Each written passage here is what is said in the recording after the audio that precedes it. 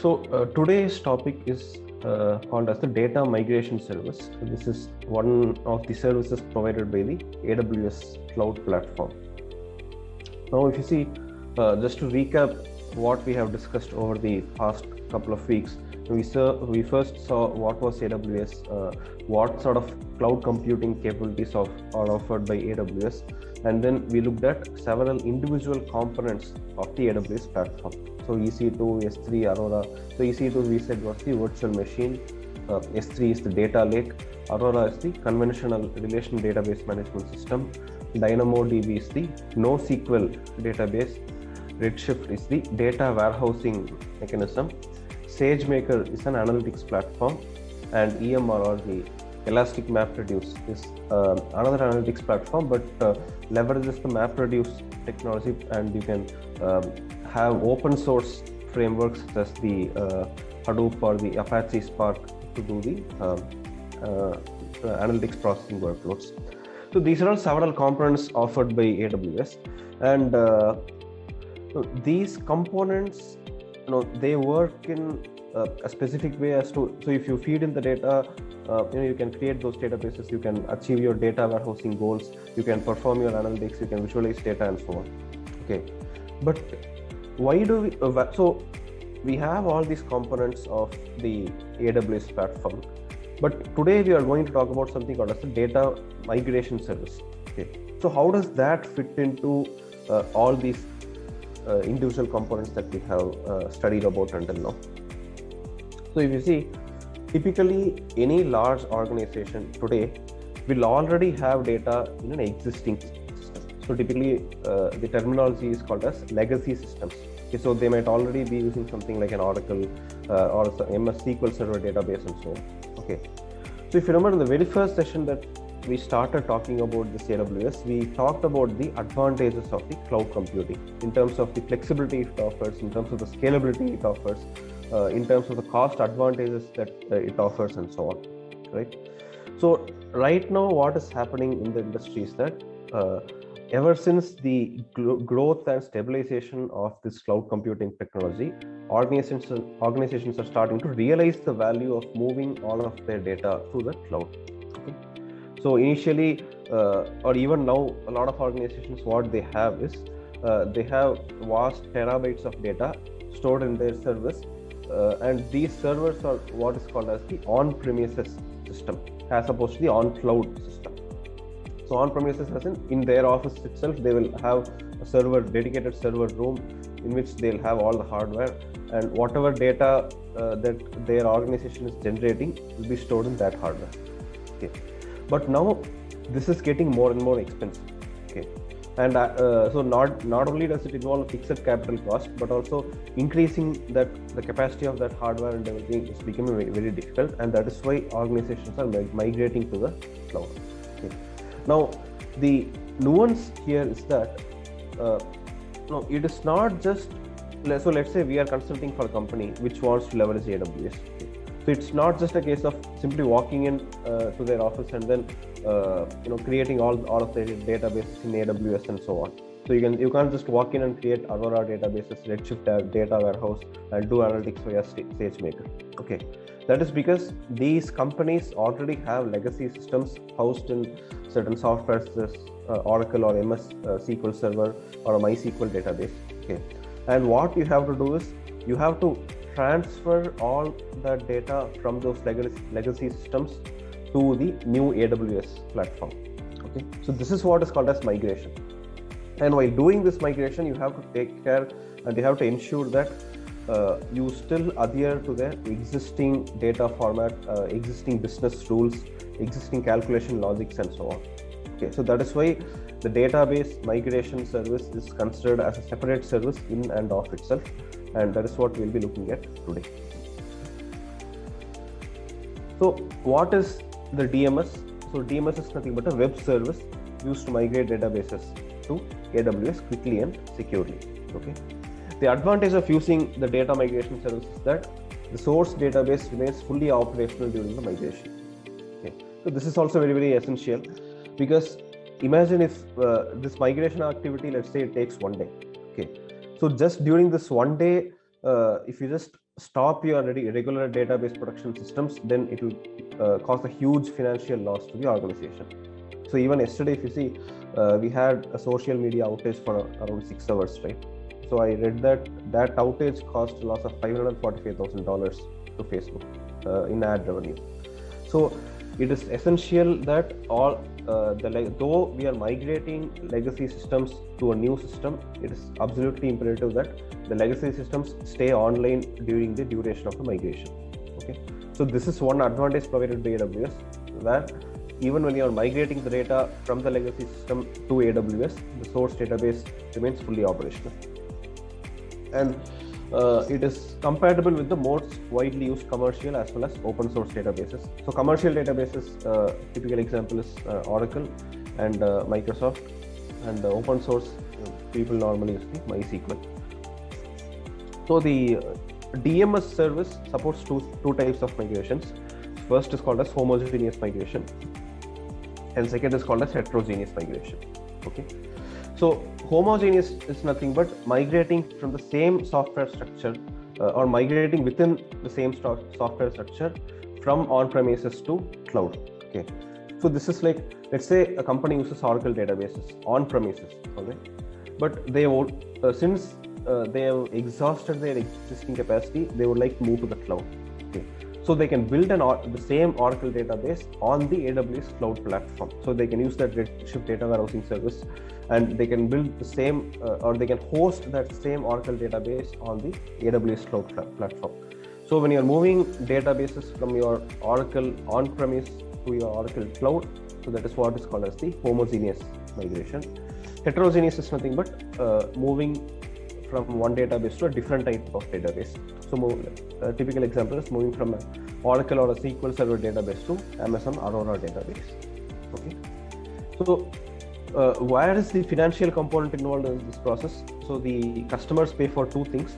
First is the compute resources used during the migration process. So any internet bandwidth that you use based on the amount of data that you upload, that is the first thing that you pay for. And then there is something called as log storage.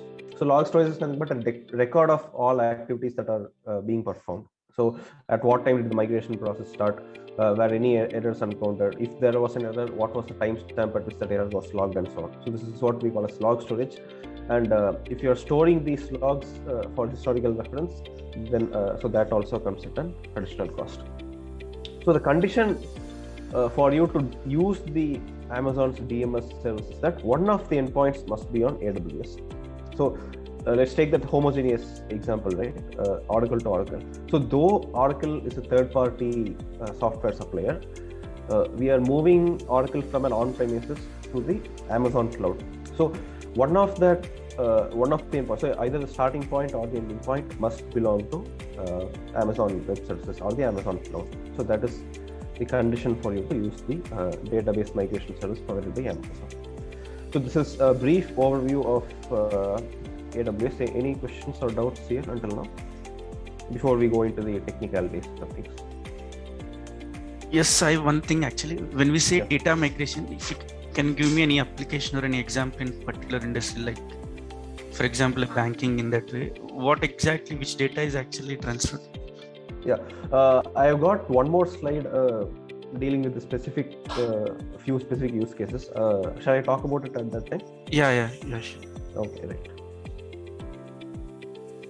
Okay, let me go to the next slide.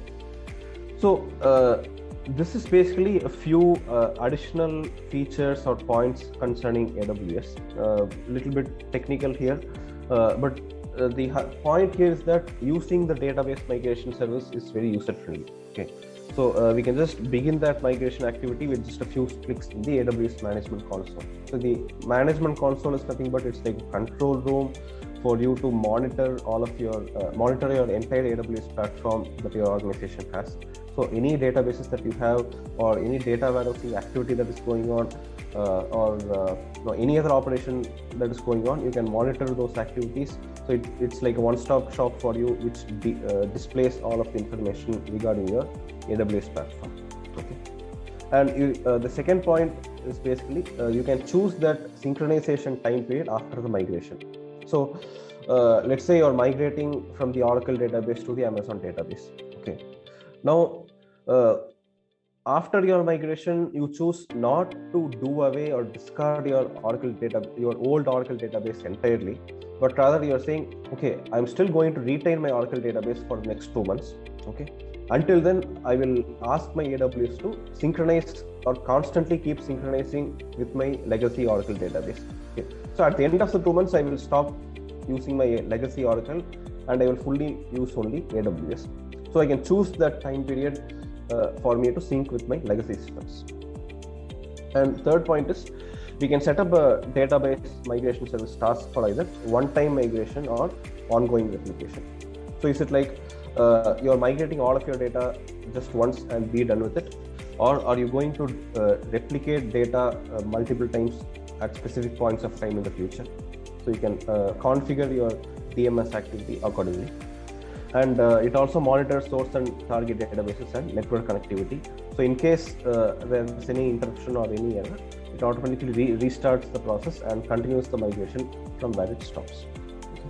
So again, this is also a fail-safe mechanism provided by the AWS service. So in the last few weeks, we were discussing about this concept of availability zone offered by AWS, right? So where your data is stored in servers in different regions. So one server might be in North America, one server might be in Asia Pacific, and so on.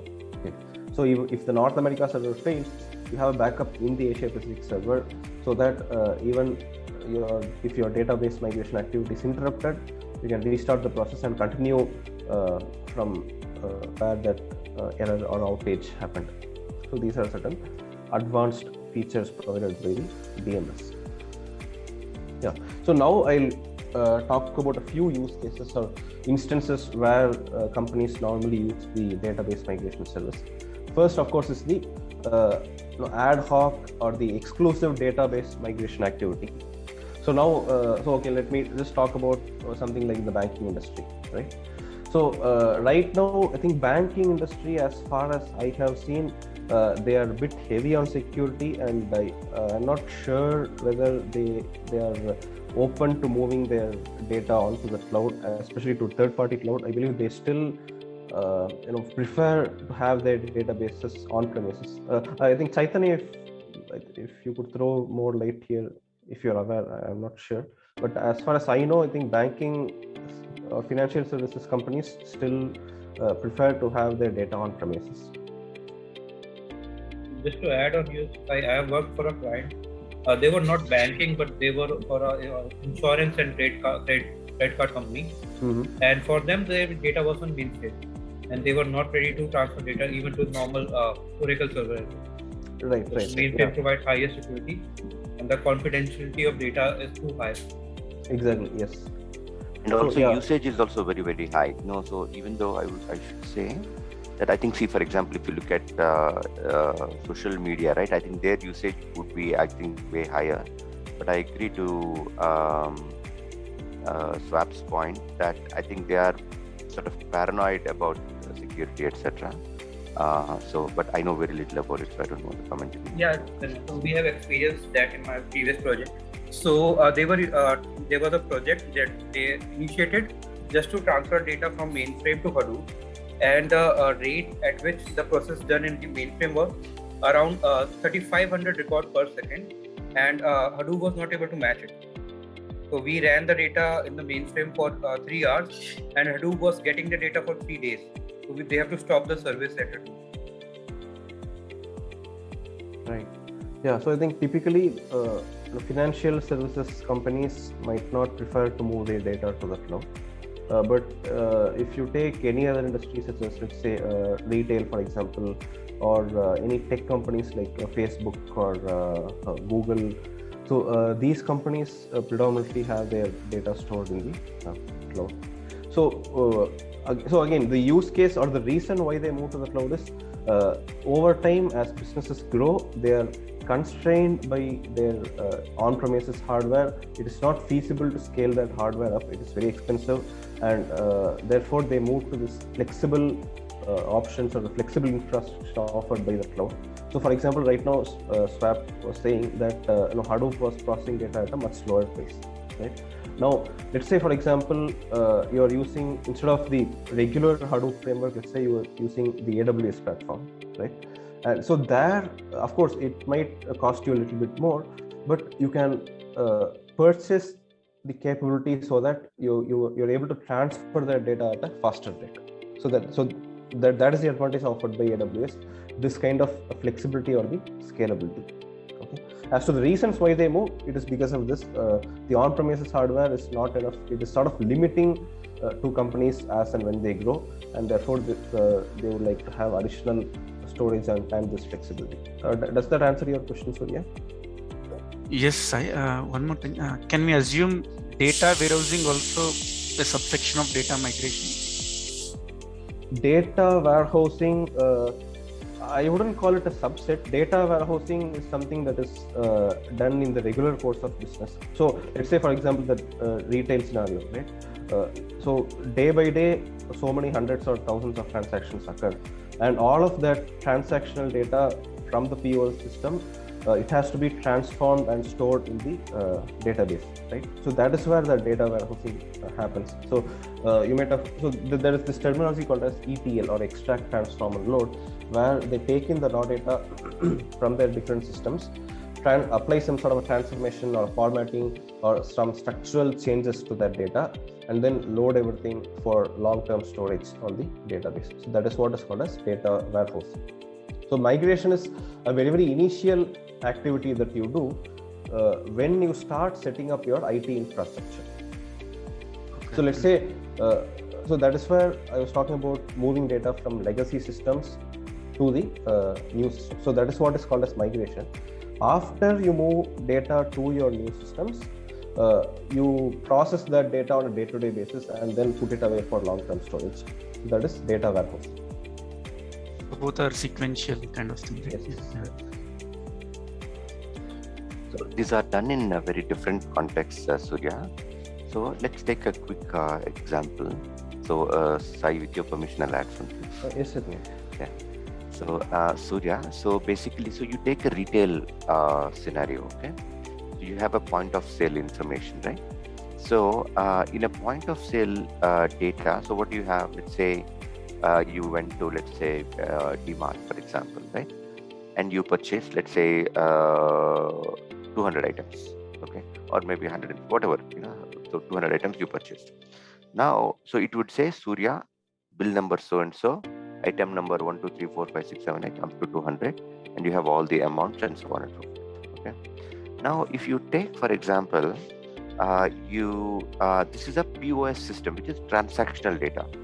In fact, many of the retailers, I think it is the ones that we see typically, they store the data locally for that day.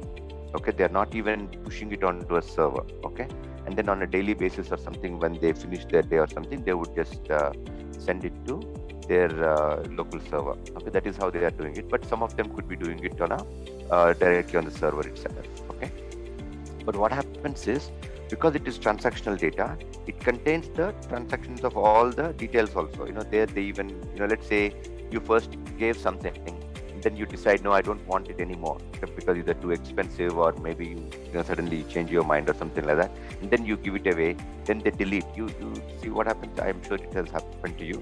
It happens to me many times, right? And you know, sometimes I say, no, I don't want it anymore. Maybe it's because too expensive. I thought it is only this much, it is higher or whatever. Okay, we are capturing all of this information also in that particular bill. So in the bill, if you see, it will say +1, and then it will also say -1 because you have deleted that item and so on. So the main thing that I'm trying to say is that it is very, very detailed.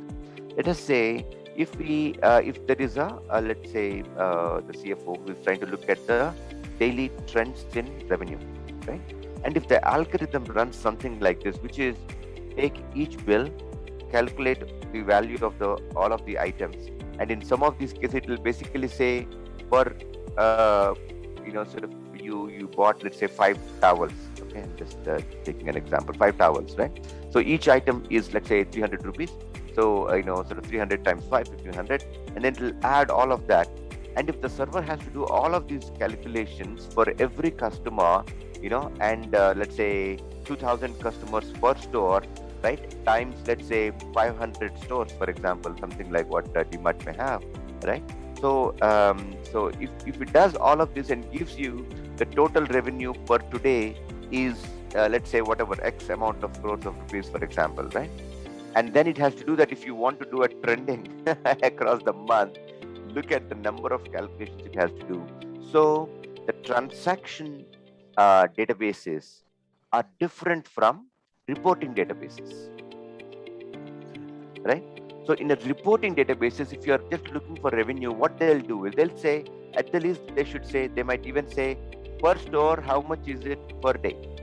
Okay, and just take that information and go ahead, right? Instead of having to do all the bill level calculations and so on and so forth. Okay, there are different transaction tables, there are different reporting tables, and the reporting tables are also different because let's say somebody who is the CFO example that we are taking, that person might only be interested in, you know, sort of at an aggregate level, maybe at the city level and so on and so forth, right? Whereas somebody who is managing a specific city might look at let's say per store kind of a data, but a manager of that particular store will want to look at per store data on a daily basis and so on and so forth. Right? So depending on the audience, your reporting tables have to be different. Yes. Understood now? So this is how it works. So because of this, so the data warehouse basically, one is a storage, number one, but also all these reporting tables will be in the data warehouse. Okay. Okay. So what Sai was talking about was, let's say, okay, you continue to have this, let's say there are on-prem means on-premise, which means essentially, on-premise essentially means this is your own database, okay? So you may be storing it centrally, right? Or you may be storing it basically, you know, wherever, right? So basically, you know, some, you know, if they are like, if the organization is really geographically spread, they tend to have, you know, local servers, right? So let's say Europe has one, let's say India in Asia Pacific may have one, you know, US may have a different one, and so on and so forth. Okay, so all that is called quote unquote on-prem because you're managing it on-premise. Okay, so so this is, so they tend to have data warehouses anywhere. Okay, they must have it because they have to run their business, right? So the decision of whether you want to do it on-prem or on cloud, right? So the difference is something like this, Surya, which is, see when you have to manage this, if you have ever managed a server, right? So it's a big task in itself. Okay, so especially smaller companies and now increasingly larger companies, we find it very useful to move to a cloud because on-prem, one, you have to keep managing these servers. Okay, and that's a very specialized service. Okay, so I think when you had participated in one of those, you know, the server related, you know, calls, right? Tableau server related, right? I think you may have done in the past, right? So that's a very, very specialized service that you have to know the details of, you know, which certificate, how it interacts, you know, how many settings. It's a very, very specialized service. Okay, and if something goes wrong, you've got to be, you know, you have got to diagnose it, right? And this is all just on the server software side. And there is the whole server, you know, the hardware side. Okay, in one of the previous experience that I have had, so the server used to fail, and this was on-prem. Okay, and it was on-prem, and it's so we don't know where exactly it has gone wrong. And the local, you know, person that we have had, who was, by the way, part-time because this company could not afford a full-time of that individual. Right, so that person would come, and until then, people were like lying idle, right? And sort of some hardware would fail. We don't know. So, and the hardware would fail multiple times. You know, you fix it, warranty, whatever. We got the next one done, and then it would fail again. So we don't know if it's a power issue that is causing an issue, or it's a software issue that's causing the failure, or what is causing the failure. The accurate diagnosis couldn't be done. This whole thing is a mess, right? If you just put it on cloud, it's all managed by somebody else, right? And they give you 99.99% uptime guarantee, right? So, so all of these things would happen. So because of which it started to make sense to, and it's cheaper to do it. Not only do you have all this uptime guarantee and all of that stuff, it is cheaper as well. there are just no reasons for you to keep it on-prem anymore. Right? So these are two different decisions altogether. Business warehousing, data warehousing, you have to have it anyways, right? But on top of it, if you would like to, have better uptime, then you tend to move to a cloud kind of a situation. Right. Right? Yeah. I think so. Shravan, just pause recording for a second.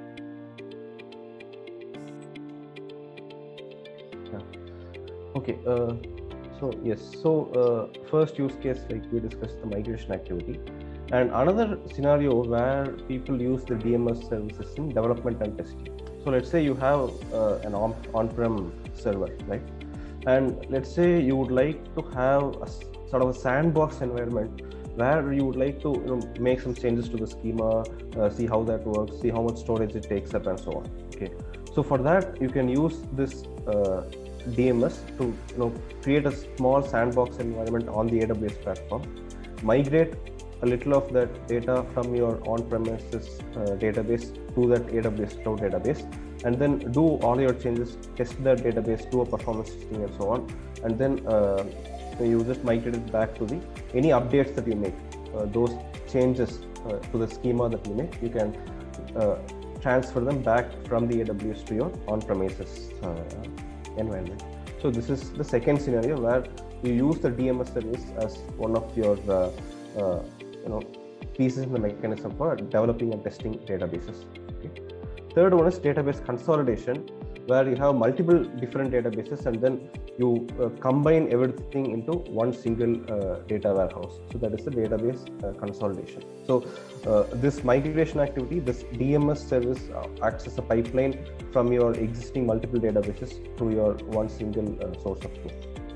And then fourth one is continuous data replication. So this is where I was talking about those availability zones, right?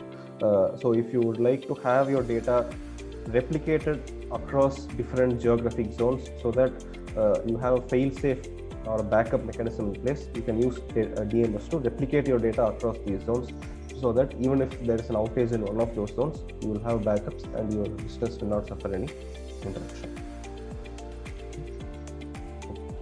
So I still have a few slides on the technicalities. We are already at 10. We can either continue with this or I can take this in the next session.